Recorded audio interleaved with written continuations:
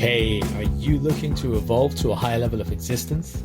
To practically harness spirituality and personal growth in a crazy, busy, imperfect world? Then you've come to the right place. My name is Prash, and this is Urban Spirituality, the show which fuses ancient wisdom with contemporary spiritual practices to deliver value-adding tools, traits, and insights to help you live your fullest potential. We always keep it real, featuring authentic, unfiltered dialogue with guests from diverse backgrounds to inspire, entertain, and enlighten all who listen. So get ready for your dose of urban spirituality. Be present and let's dive in. Ladies and gentlemen, drum roll please. Ladies and gentlemen, women and children, men, aliens and earthlings. Welcome to another episode of A Walk on the Wise Side. I'm Prash K from Urban Spirituality, and this fine and beaming lady to my left or right is the one and only Serafina Salvador. Let me tell you a little bit about Serafina. Let me give you a glimpse into this accomplished and soulful person who sits. We are looking at a seasoned ex-banker, a dancer, an actor, a playwright, an author. Serafina has worn various hats over the past decade, hell, longer than a decade. Her latest successes include being the broadcaster of her own popular show, Date Your Ego and Marry Your Soul, and authoring a spiritual memoir of her life as a banker, which we shall hear about. She is also the brains behind Soul Cobbler, a powerful collective of wisdom online that we can tap into. So without further ado, please show your appreciation for the uniquely talented Serafina Salvador. Oh, wow. My God. Namaste to you. Namaste. Prash. That was quite an introduction. Thank you so much. You're welcome. I'm so pleased to be walking on the wise side. I think it's been a calling of mine for my whole entire life.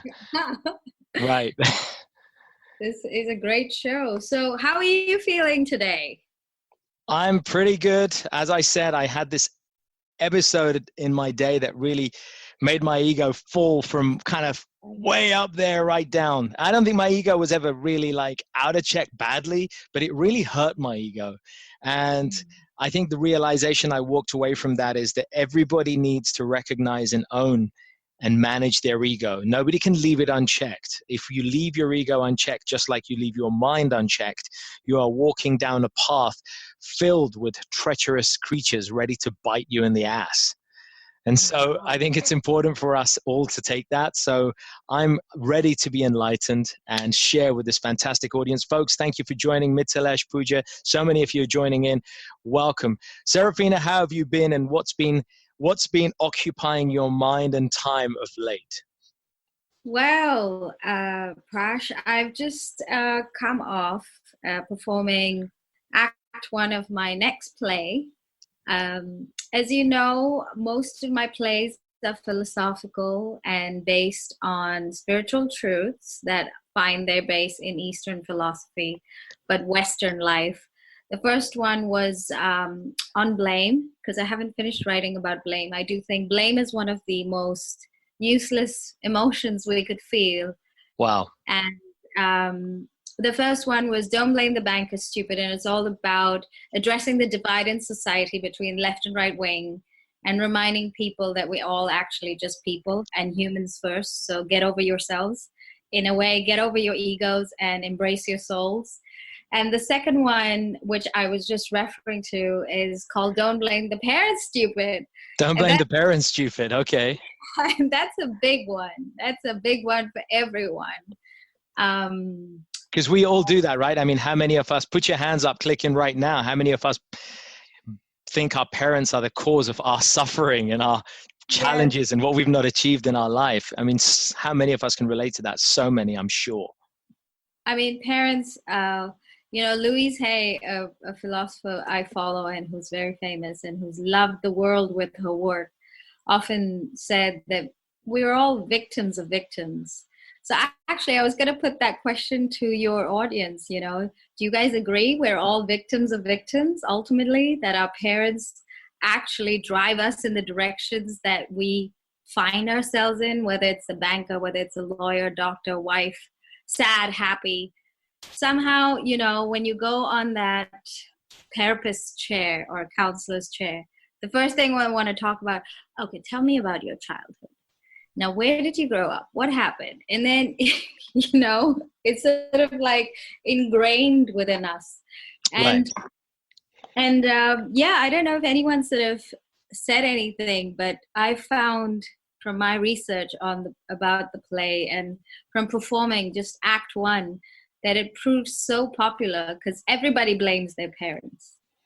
And I'm going in the opposite direction and saying, don't blame the parents, stupid.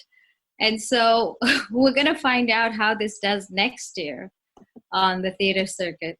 So that's what I've been up to on the creative side at the moment. And on the philosophical side, oh my God, I've been meeting so many wonderful people through my show, Date Your Ego, Marry Your Soul on, iTunes. And actually, I've been putting together these ego quizzes that I don't know if your audience would be interested in, but to do a live show like this, to ask people, how well do you know your ego? So yeah, that's pretty much me in a nutshell, creative and philosophical. Well, look, I'd like to come back to that quiz actually in a little while. So maybe let's pause that part there and let's bring that in, folks. We're going to get you warmed up here, and I think let us know who's down for playing the quiz. Show us some love and likes, and put me a yes or a hell yes, and we will have Serafina play a quiz with us. I think that would be awesome. We've never had a quiz before, so that'll be fun. Serafina, let me have you rewind the clock a little bit, because the Serafina that's sitting in front of us now, glowing, ivory skin, all relaxed with her hand under her chin, is not necessarily the Serafina who roamed trading floors in London some time ago. So take us back a little bit. Give us a little bit about your heritage first, because you've got such an awesome and unusual name, and you've got this Eastern Western thing going on, and then how you got into banking. Yeah, sure. So I am Indian by birth, and I was raised, my mom actually decided to give up material life and moved to India in the 80s. And she went to live, the monastic lifestyle. So she kind of embraced simplicity and altruism. And she's been running a school for poor children ever since, for 25 years. And my father's sort of the complete opposite businessman, comes from a moneyed family, never has money, has lots of family problems. It's like the drama of all dramas, the Italian drama, it's all there, And so I come mixed from these two elements of spirituality and materialism. And I think when a child grows up in an environment like that, you're so aware of how important money is in the world, this world that we live in. But at the same time, you're also brought up with this beautiful value that actually the only thing that matters is the happiness in your heart. So you kind of go off into the world wanting to achieve and express yourself. For sure. At this stage, I think everyone's still finding their ego. In our early 20s, we're still finding our ego, really. We have some sort of an idea of our ego, but then it's only when you get a job, you get a career, that you fully begin to understand or even identify with your ego. Right. So that led me to the world of JP Morgan, Merrill Lynch, RBS, fixed income derivatives. It's always good at math. FID, yeah. I used to work in those areas. And it was all about, getting the salary and making the numbers and getting the $10 and the $20 and talking to big swing dicks and, the city life, but never actually wanting any of the comforts or the luxuries that came with it. So it was a mixed bag for me, really. And then that's what led me after 10 years to finally quit and be like, hey, listen, this isn't me. So I'm going to go on to doing more exciting things. I didn't know what, but okay. Yeah. What was your tipping point? I'm always curious to know when people have their tipping points, when they have that kind of moment.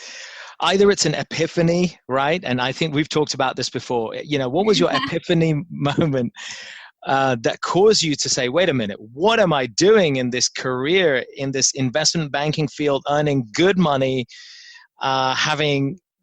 crushing my day job or whatever you were doing, and then to say, wait a minute, I think I need to stop here. I think I need to take a radically different direction in my life. I think, of course, the incident that you and I discussed pushed me over the edge and made me take that jump. But what really brought it home for me was the fact that by the time I was 31 years of age, I had become the perfect version of what I'd call the soulful type A. I still sort of carried out my traditions that I learned, at the Vedic school, or even meditation that my mother had taught me. And I was kind of dabbling in and out of philosophy.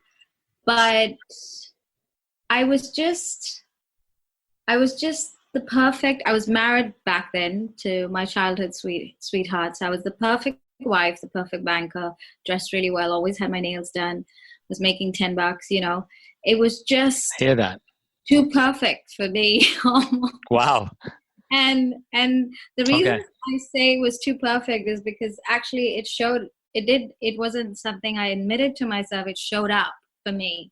I had a health condition that, when unrecognized, I was in the best hospitals. Nobody knew what had happened. I had swollen lymph nodes from top to toe. They thought I had lymphoma and leukemia. So, and I was like, yeah. And so I was like, hang on, I cannot walk up a flight of stairs. What have I done? I have only made right decisions, LSE, JP, Merrill, New York, whatever. All my decisions are very sensible. So what has caused this? And then that's when the turning point came, where I was like, I'm not going to go down this path. I'm not going to be this person that ends up on a hospital bed. Yeah. I'm going to actually try and sleep well at night. And that was the tipping point where I said, okay, something needs to be done here. Something needs to change. Right. Yeah. And that was the genesis of the walking away from that career, that life that you knew, into something scary. Was it scary? Was it, was there a sense of trepidation and uncertainty that you had to somehow contend with? Yes. I mean, we began talking about the ego. So I'll say my ego was very safe in that world. Mm-hmm. My ego was well fed, well supported. I was able to put people down that needed putting down. I was able to, just dismiss people when I needed to. Yeah. So my ego was really safe there. And I think there was obviously a very deep calling for me to actually pick my ego up and throw it in deep water and then see if I could swim. I always liked to swim anyway. So, yeah. I love that. So take us through a little bit of the recent journey that you've had since that time, because you're kind of one of those people who don't just dabble in one thing. You have just multiple interests. So, somehow you managed to synthesize all that experience and wisdom, and then this whole play idea came about, and then there's a book idea, and you're writing, and you're creating other stuff. Tell us a little bit about that. I think that one of the things that happens to each and every one of us human beings when we sort of take our ego and throw it in the deep end is we begin to discover things about ourselves.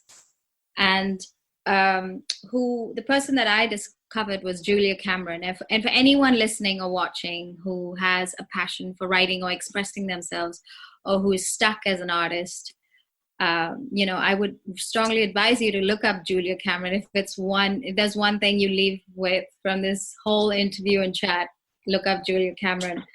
And It was a book all about releasing the blocked artist in you. And I was a blocked artist mainly because of my father and his expectations of me.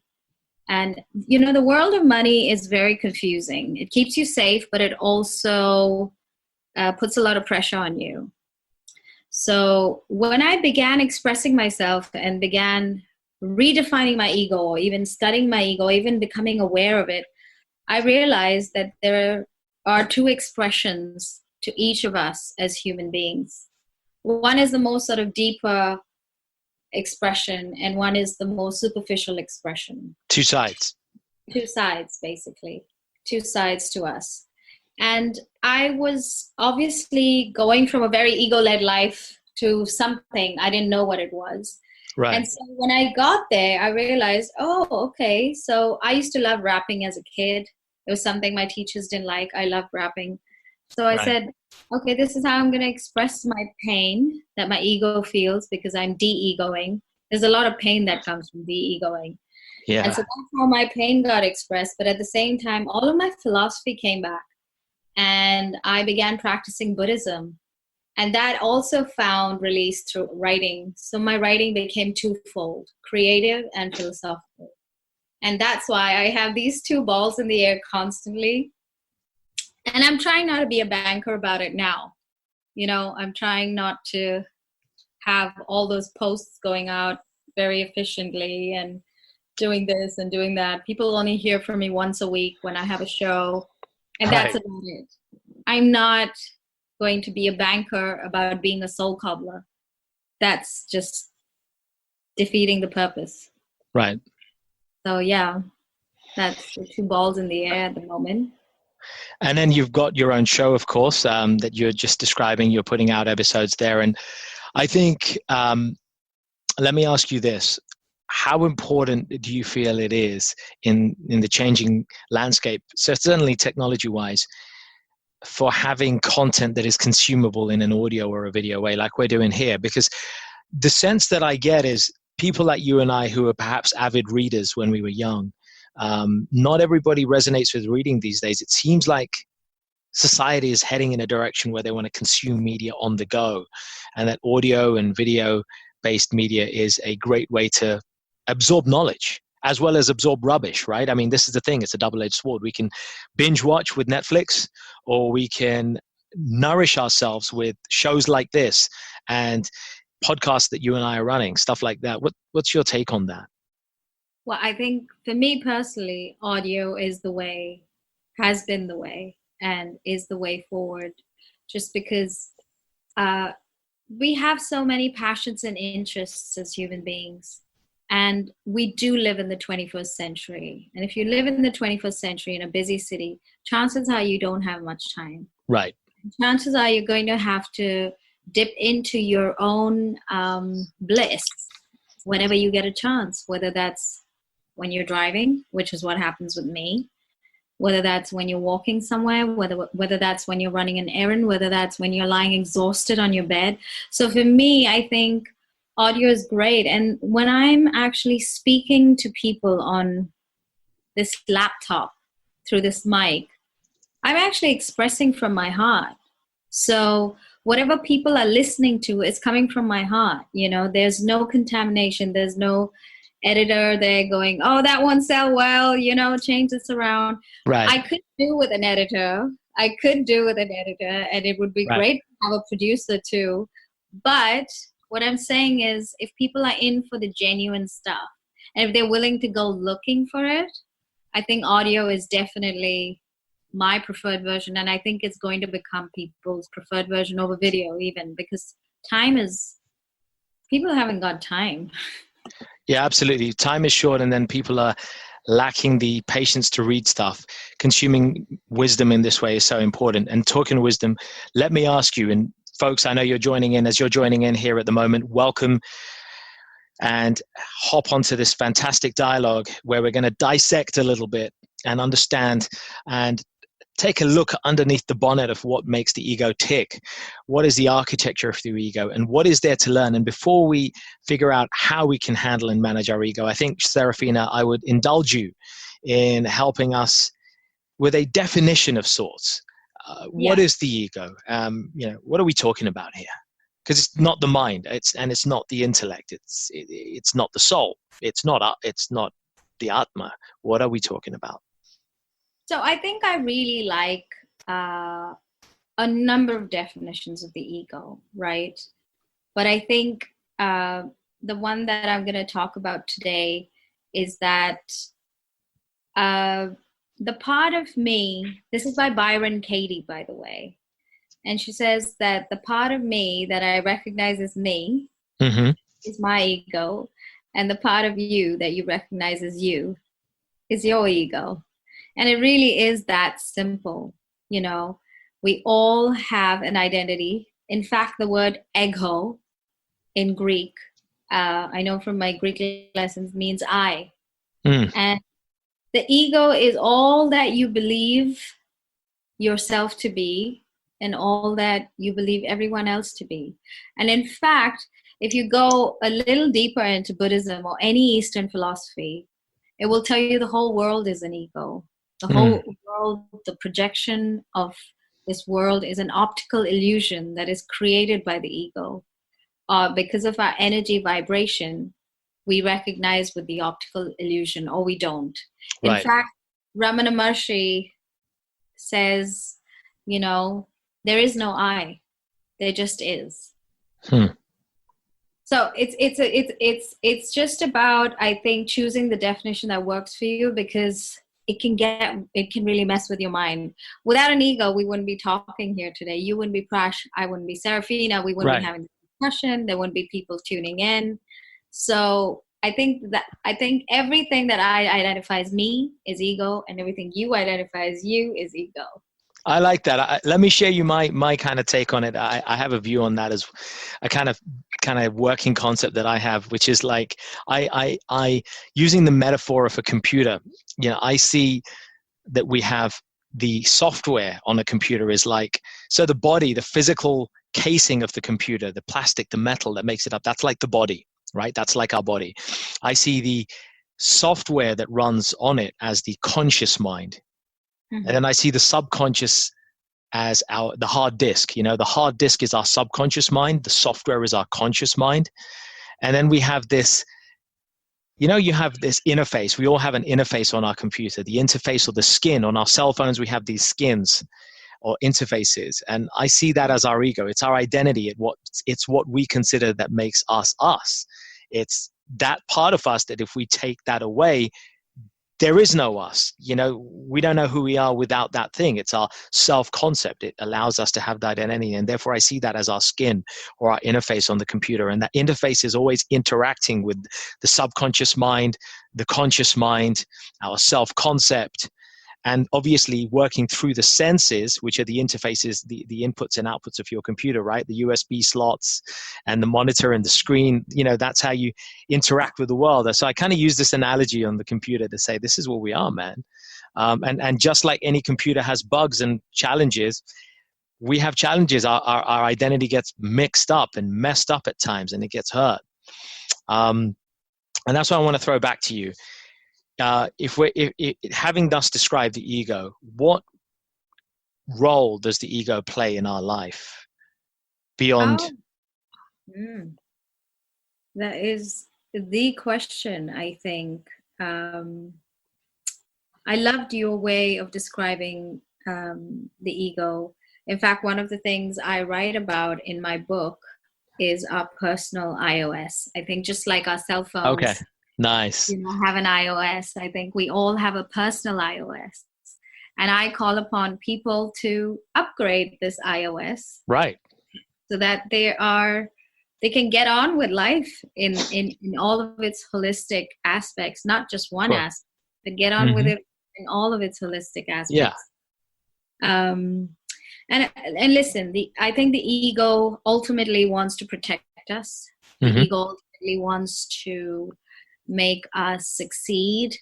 It wants to do everything that we want for absolute but immediate happiness. So it works you really hard as a result.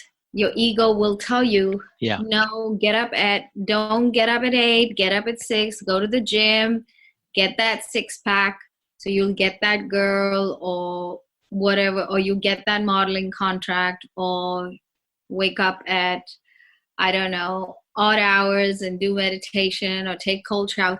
Whatever it is, your ego will drive you to become the best version of what it thinks you need to become. So your ego is actually trying to serve you. Right. So the ego is not necessarily our enemy. I think this is a fundamental kind of lesson here. It wasn't born to be our enemy. Can we say that? No, it wasn't born to be our enemy. The point at which it does become our enemy is when we become completely identified by it. Right. Or identified with it, rather. It is the best servant and the worst master, is what I say in my book. Your best servant, worst master. You know? And I remember actually something from India that, women used to say in households about servants.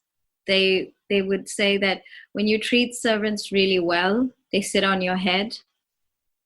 It's kind of like, I don't know why that came to my mind. Right. But I found the whole thing so egoistic, even as a Right. child. I was just like, oh my God, this is another human being you're talking about. Excuse me. Hello. Yeah. But the ego is something like that. It is your best servant, but it is your worst master. And that's when it becomes dangerous. How can we cultivate good habits that will allow us to ascertain when we're over-identifying with our ego or letting it become our master as opposed to servant? I think that I would have to have achieved enlightenment 15 times over to answer that question, really.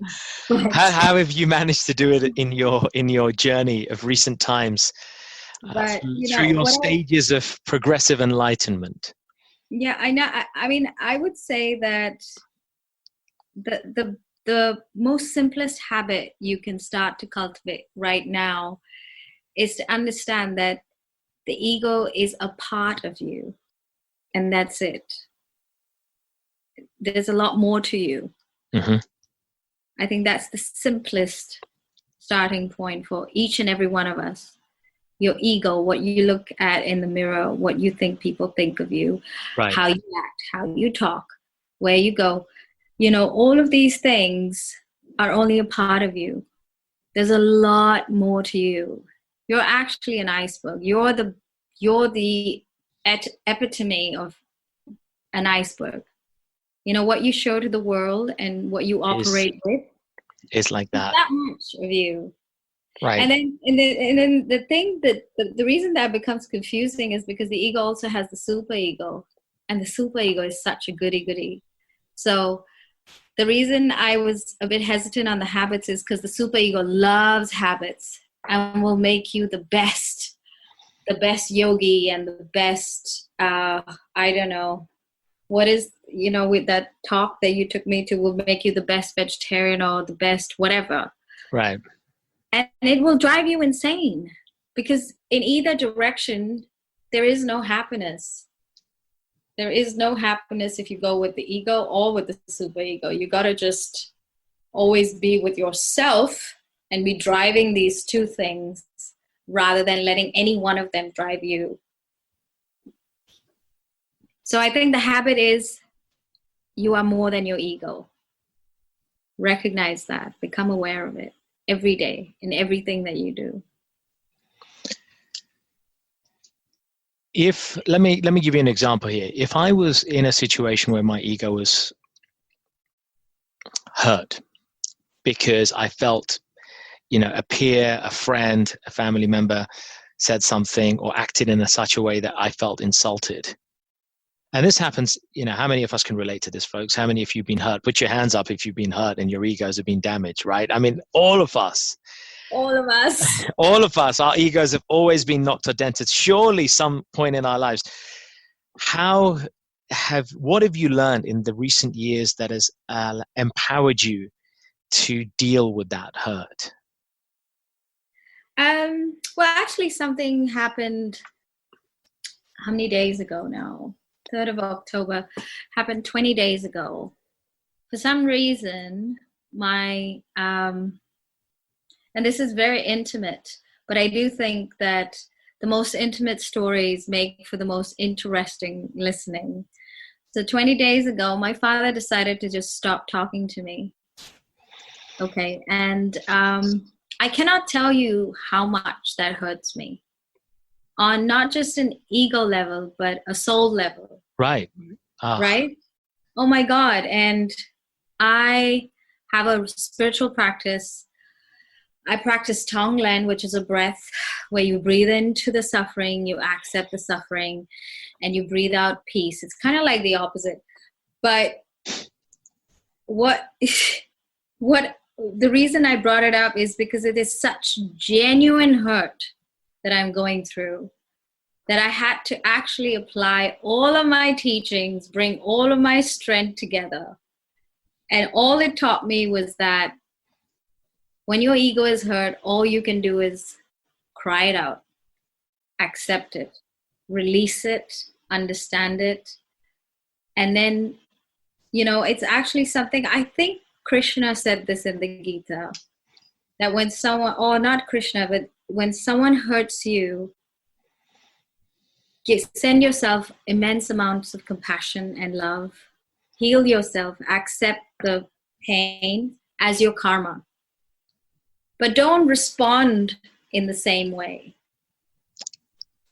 And with family, that becomes so difficult because all I want to do is literally, say, how the fuck could you do that? I'm your daughter, this. I mean, it doesn't get closer than that. You can't even compute that.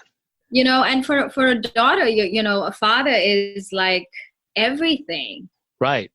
And it's just beyond the comprehension of my poor heart that sometimes with family, when the pain gets so much, or even with friends, the pain gets so much, you finally become aware of your self-protective mechanism that is very much present all the time as your soul. Your soul will come embrace you and tell you that it's not worth it. You're made for more. You can move on. And it's such an opportunity to send yourself and tune into the love that is there in the world, to repair yourself and move beyond it, because everything prepares you for the next thing, and so, it's also coincidental that you asked me this question, and I was thinking about it while I was swimming this evening and about how hurt I was. And I was talking to my siblings and being like, this is not on, blah, blah, blah. But completely, that is our role, as people who are trying to do a better job than what we are called upon to do by other human beings, unfortunately, sometimes. So I guess I think in there's a lesson that, and this is a recurring theme, that we need to learn to attach less importance to what other people are around us think of us, and listen to our heart more. And this is a common theme, right? I mean, the more we ascribe and delegate or exonerate others about opinions of us, then the more we disempower ourselves from taking control, and the more we relinquish that control over ourselves. And I think it's natural when we're talking about family. It's absolutely natural. You naturally don't want to be in a situation where you're at loggerheads with family members. Nobody likes that. But the more you attach yourself to that situation, the more your ego gets hurt and the more your mind just starts wandering, right? I mean, that's kind of how it is. You have some family tiff and you really feel hurt about it because the associations you've had, the connections you've had with them. Is there anything that you mentioned, a breathing practice? Are there any other types of things that you perhaps have learned that could help one from kind of dissolving that sting that happens. You talked about crying and, allowing the emotion to work through us, rather than letting our ego take a really massive hit. We absorb it and let it come through us. What else might we be able to do to help lessen the attack on our ego? I think because the pain in this instance was so strong, and whenever the pain caused to the ego or your heart is so large, I tend to get very scientific. So I go for emotional freedom technique or Right. tap. And it will literally, I start with my karate chop point, and I'm like, even though my dad is being whatever it is, I fully and completely love and appreciate myself. And I start here and I, wait until I'm ready. And then I go here. Oh, sorry, I missed one point. Go here, go here, go here, here, and here. And then finally on the head. And when I've done this cycle about 3 times, for me personally, I have a release of pain, of emotional pain, that I hold my emotional pain here in the center of my chest. People hold it in different parts of their bodies. And that's actually one of the things I talk about in my book and in the ego quiz. When you get to know your ego better, you'll know where it puts its stress in your body. Mine sits in the center of my chest, and mine is very emotional. And I think a lot of people might identify, I don't know, people put your hands up or give us likes, that when you have troubles with family, they tend to be quite emotional. I know I do. Whenever I have I have a problem with family members, it's always very emotional for me. Right. Because I tend to give family a lot of importance. So with emotions, I think they can get trapped in different parts of the body, and emotional freedom technique helps untrap them.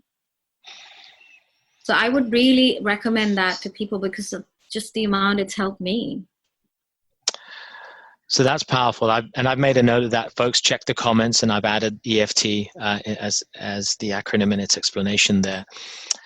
Serafina, you touched on the idea for quiz. Let's do a little quiz, shall we, while you're here? I'm excited. Okay. So Serafina, guide us through. Folks, get ready. Serafina is going to take us through a little an ego quiz. An ego quiz. So this is a quiz I came up with while I was sitting on the pool side of a private members club, and everybody was in their bikinis, being very cool, wearing their shades and drinking their vodka cocktails. And I couldn't drink because I'm pregnant. And so I was just sitting there in my pregnant bathing suit and watching all these people. And it was lovely. It was great fun. But I sat in this place quite a few times, and I felt like, what are the 5 indications that your ego has taken charge of your life? Come on, they're quite obvious, and they're right here in front of me. In front of you, right there. So these were just 5. Poolside, baby, poolside. And this is applicable at a bar, on a trading floor. This is applicable in a crowded room on a dating night, right, folks? Dating night, singletons listening in. Yes, especially at the club, where everyone's dressed up. So strutting their stuff.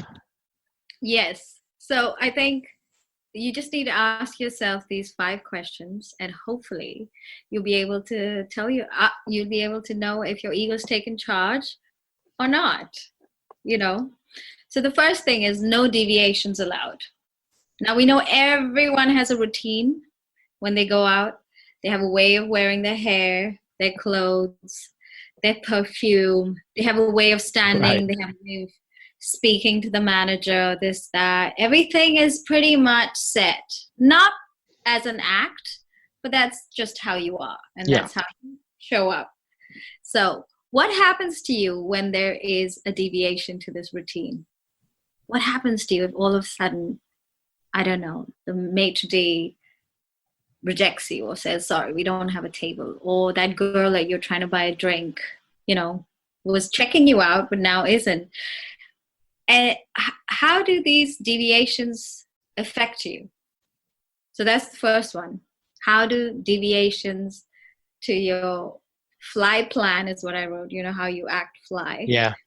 Deviations to your fly plan, how do they affect you? You know, are you cool? Are you just wing a new plan, or are you just totally thrown off and you just go to your best friend, I need to leave. We need to get out of here. Or, you know, what happens to you, and do you become a pain to hang around? So that's the first one, deviations. The second one is attention is your oxygen tonight. Even nobody likes being ignored, but we all know when we're standing in a group, a circle that usually forms at a bar or whatever, people tend to check each other out. You know, there's this energy going back and forth. What actually happens to you when that attention is not being paid to you? Okay, Nice. how do you react? How do you react? Do you flip out?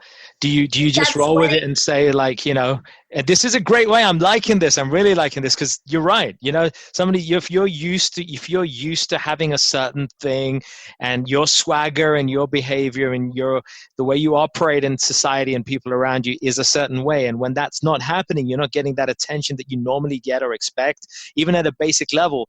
How do you respond? And how you respond, I guess what you're saying is proportional to how well you have your ego in check or not. Yeah. I love that. How much your ego is in control of you. You know, Yeah, if how much the ego is in control of you. If your ego is in control of you, so far, points 1 and 2 would have you in a sweat, would have you, you know, in a tiff. You'd be telling Totally. people off. You will not be having a good time, and you'd be like, Totally. get out of here. I need to leave. You know, so those are the first 2. Okay. No deviations. Attention is oxygen. Attention is oxygen. And the third one is you manipulate to survive the situation. Nobody likes being called a manipulator. No one is a manipulator.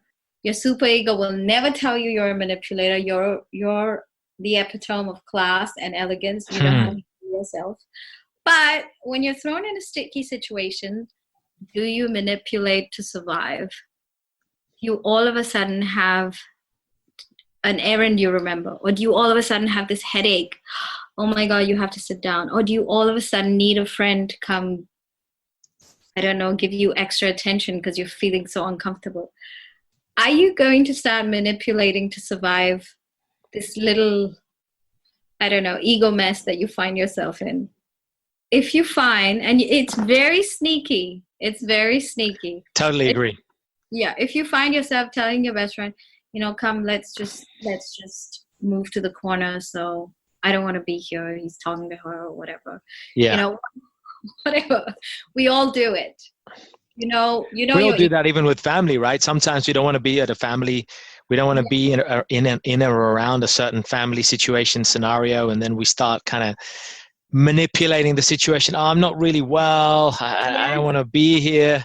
I'm pregnant. Sorry. I'm sorry. And all of that is, you know, just basically ways to get out of a sticky situation. Or do you say, you know what?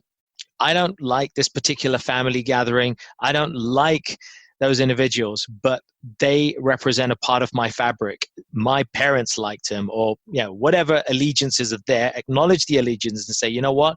I'm going to put aside the discomfort, and I'm going to override my discomfort by my desire to fulfill my duty and my integrity to the people I care for, and I'm going to go there.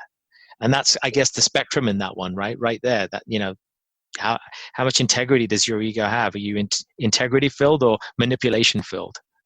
Yeah, and it's this whole thing. I mean, when we come to the end of the quiz, I'll tell you what it all is meant to do to you. But okay, so number 1, how do deviations affect you? Number 2, is attention your oxygen? Number 3, do you manipulate to survive discomfort? Number 4, do you want what is not yours? Oh, okay. Folks, I hope you're listening in. Get your responses coming in here. I hope people are listening and being honest. Make notes, folks. Number 4, do you want what is not yours? And there's no harm in desiring things, right? But when you want it just because it's not yours, then that's like destructive territory. And that car or that house or that mortgage freeness that often, tempts us. Right. Yeah. Which is, Sometimes it's not the mortgage, it's the mortgage freeness. Yes, yes. so do you want You're what's not you're yours? pressing some uncomfortable buttons here, Seraphine. I'm kind of feeling all prodded and poked here. Look, here. Well, This well, is you great. said this was a walk on the wise side, but This you is didn't. yes. A walk on the wise side and the uncomfortable side, which is what's needed. Yes. All right, number five. Come on. And number 5, finally, is you have no time. You have no time. You're so overwhelmed, you have to get to work and then you have to do this and then you have to do that. And, it's just that you cannot even survive picking up your phone and you're like, Mom, please, can you not do this? You're so overwhelmed with this Right. fortunate life that, 0.01% of the world gets to live. You have no time. So if any of these are a yes for you, your ego is in charge, and sweethearts, your ego is taking you for a ride. Your ego has actually made you believe that you are great only if you have these things. And that's, it's just very simple. It's very simple. You don't fully get it because it's so subtle. But this is a great ego quiz. I love it. I was sitting in that members club and I was like, my God, everyone here Love that. in this little maze.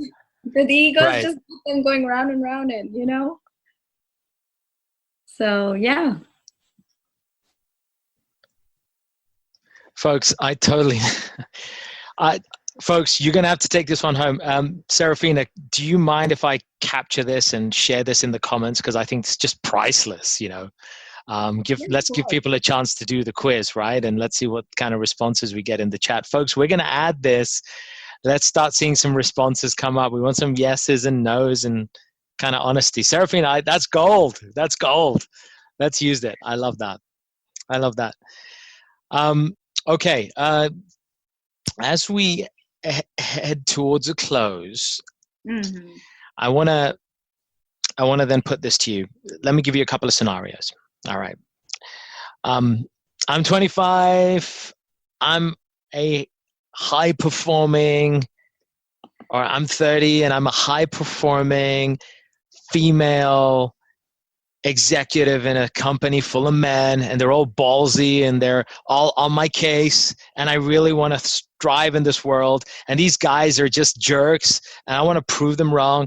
If I have to tame my ego, how am I going to do that? Surely I need a strong ego to survive in a room full of shark-like men. Well, you're just talking to the old me, aren't you? And I think the added I think the added quality to all of that is most of those men want to hit on you and want to see if they can get away with it, So how do you operate in that environment without, how did you frame it without? With how can you operate in that environment while somehow still taming your ego? How can I possibly try to keep my ego in check when I need an ego this big to deal with all the other people who got egos that big? Otherwise, my ego will just shrink and I'll be a nobody, surely, in a world with people like that. Yeah, I mean, just going from the quiz, when people invite you to become an egomaniac, you do the opposite, and that's how you win. That's how you win. In a room full of egomaniacs, be a Buddha, Nice. I love that. In a room full of egomaniacs, be a Buddha. Be a soul cobbler in a room full of maniacs. And I did it. I know that there were women who were getting lots of opportunities by, flirting with the bosses and even dating some, and even women who were becoming really macho, becoming like men. But then I also recognize there's this whole breed of women that actually just outsmart men on math. And that's what I chose. So there was this guy who was a complete asshole to me who, we made our peace later, but Right. he had been brainwashed into being this city asshole. I don't think he really was. And so he thought that maybe to learn the pricing or the modeling or whatever, I would somehow be nice to him or whatever. Right. And I told him, up yours, I got this, and I got my own clients, and I made my own money. And guess what? I mean, nothing went wrong. People think that if you take the opposite direction to what society expects you to take, things will go wrong. No, they actually work out. So I do think in a room full of egomaniacs, be the Buddha.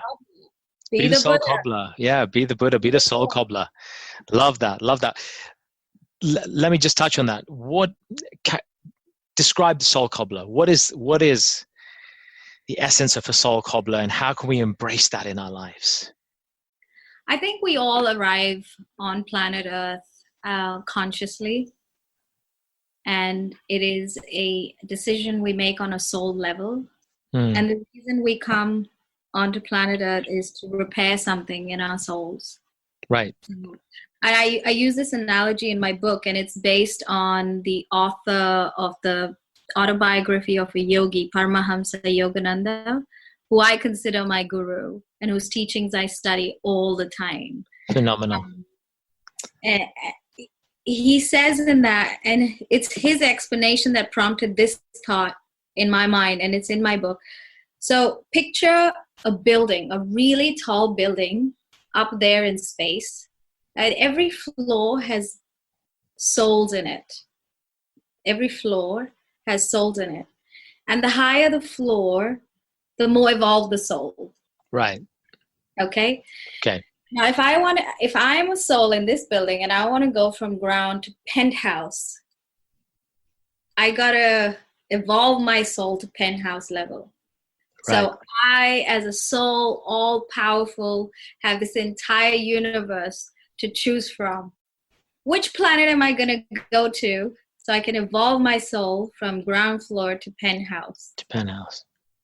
And I think that is what we come to Earth for. Earth is one of the most courageous schools, and it's getting even more difficult with time. Surviving on planet Earth is becoming tougher and tougher and tougher. So I think if we all wake up and realize that we're all here to cobble our souls, to repair our souls, right, we'll make wiser decisions. We'll make more authentic choices. And if you embrace that ideology, you become a soul cobbler. Like a shoe cobbler repairs a shoe, a soul cobbler repairs a soul. Souls. So I love that. I love that so much. That is just such a beautiful analogy. Such a beautiful analogy. I'm glad you enjoyed it. Serafina, there's so much wisdom here that you've been sharing. For those of us who want to hear more, learn more, tell us about this book that's in the wings at the moment. So my journey with the book is still ongoing.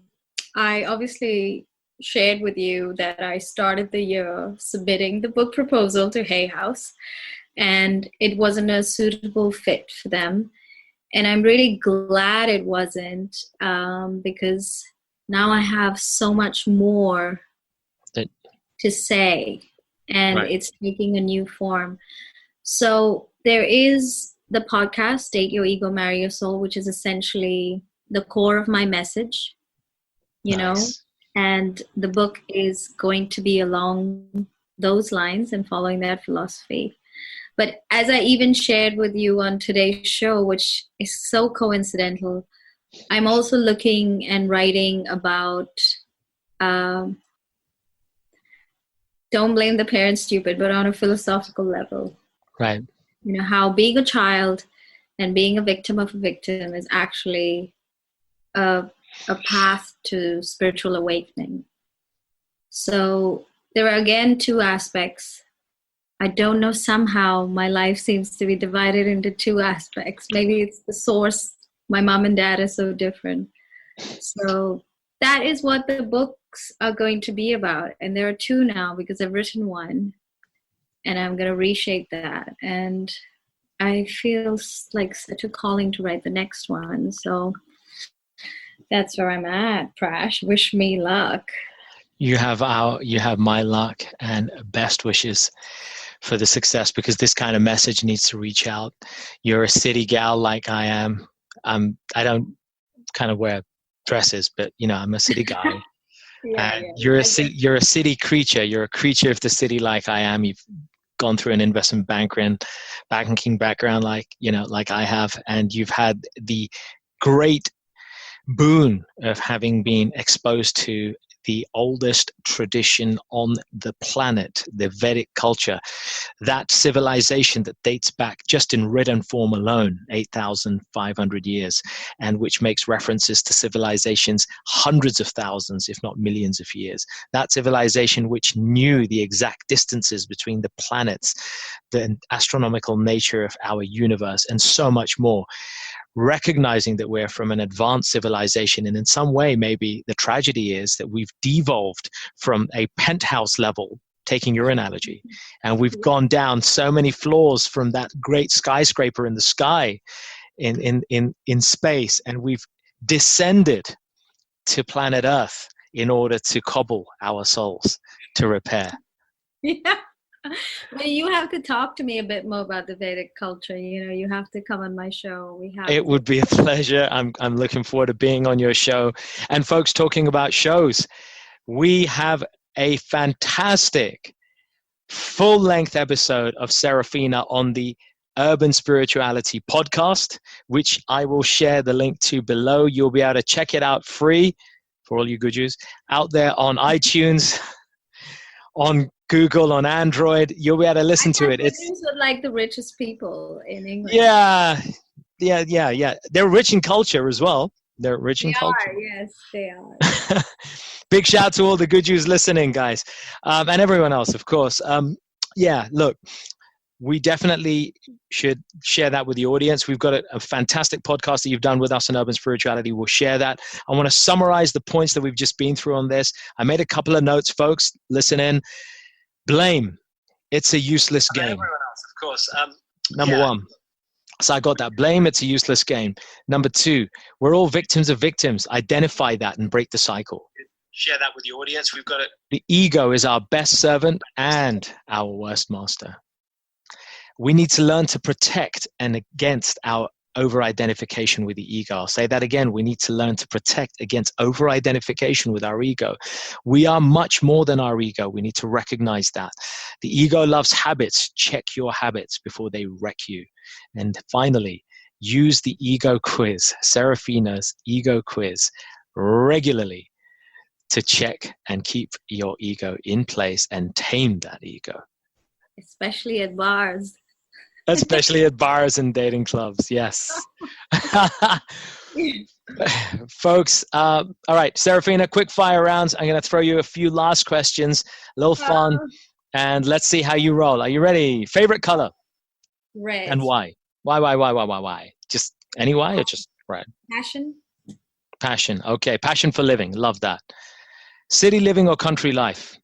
Country life. Absolutely, any day. If you could live anywhere in the world, where would it be and what would you do? If there weren't as many earthquakes, I would move to Bali and I would just run Soul Cobbler. I would do what I'm doing. Soul Cobbler, baby. I'm down with you. Okay. If you could have any superpower, what would it be and what would you do with it? My superpower would have to be able to pick up my ego and cradle it like a little baby till it fell asleep. Oh, that's so sweet. I would be the ego cradler. You would be the ego cradler. Love that. My last question. What one piece of advice would you give to your 20-year-old self? Chill out more, drink wine, and party more. Really? Yeah. Chill out more. Okay. I didn't do enough of it. I just didn't do enough of it, and now I'm this responsible person who's about to be a mom, and I'm just like, damn it. damn it. That was it. That was prime time. Awesome. I'm sorry it wasn't as wise, but it is what it is supposed to be, and what you say at this time and space, it is true. Love it. Absolutely love it. Serafina, we're gonna look forward to catching you on our live podcast that we did on urban spirituality. That'll be out there. I can't wait to check in with you on Date Your Ego, Marry Your Soul. That's going to be some real fun.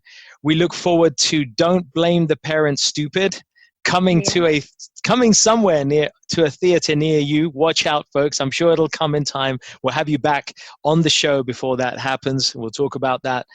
And folks, last but not least, I have special news.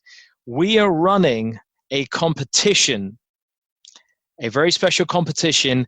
It started already tonight, the winner of which will get half price on our incredible retreat to Tuscany next week. Back into next week, you can be with us in the Chianti Hills, enjoying yoga, meditation, personal transformation, soul cobbling, martial arts, mantras, and art exhibitions in this incredible place in the mountains. For your chance to get half price and just come for a couple of £100, you got to do 2 or 3 simple things. 1, like this page. Go like Serafina's page 2, Soul Cobbler. Yes. Number 2, subscribe to our YouTube channel, which we've just launched. And there's some good stuff on there already. There's a few surprise things on our YouTube channel, some great old mantra therapy music as well. Go subscribe, like the mantra therapy page, get a screenshot of your subscription and submit it back to us. And we will do a random draw on Friday evening to announce the lucky winner of this incredible and priceless opportunity to join us in the mountains of Tuscany next week. So that's it from myself. And Serafina, I'm delighted we've kept you longer. Indian timing, we've run over. It's Indian timing, baby. But we're so grateful that you stayed with us. Being a mom, being a busy bee that you are, been really, really good to have you on the show. Any last words or comments from you? Well, Prash, I know you didn't get this role because you were outlandish or whatever, but I love your energy and I love how you put it into everything that you do and every conversation that you have. And really, that is all we're here to do on this planet. Put our energy into every conversation, in every act. And you do it so selflessly. You should be really proud of yourself. You're totally dating your ego, but marry your soul, dude. Thank you so much. I couldn't have asked for a better thing. Thank you so much. Well, go to bed happy because you do that so spontaneously, you know. It means a lot. And you know what? It takes all of us to make one of us. So let us continue to help one another and cobble one another's souls. Hey, folks. Thanks for listening. We hope you enjoyed this episode. And as with all our episodes, found something to inform, inspire, and empower you in your spiritual and personal journeys in life. As always, if you enjoyed it, feel free to leave a little love through your ratings and comments, share it with those who you care about, and take your personal and spiritual evolution to the next level by joining us on one of our events, workshops, or retreats. Find out more about us at mantratherapy.co.uk. I'm your host, Prash K. This is Urban Spirituality, and we will catch you on the next episode.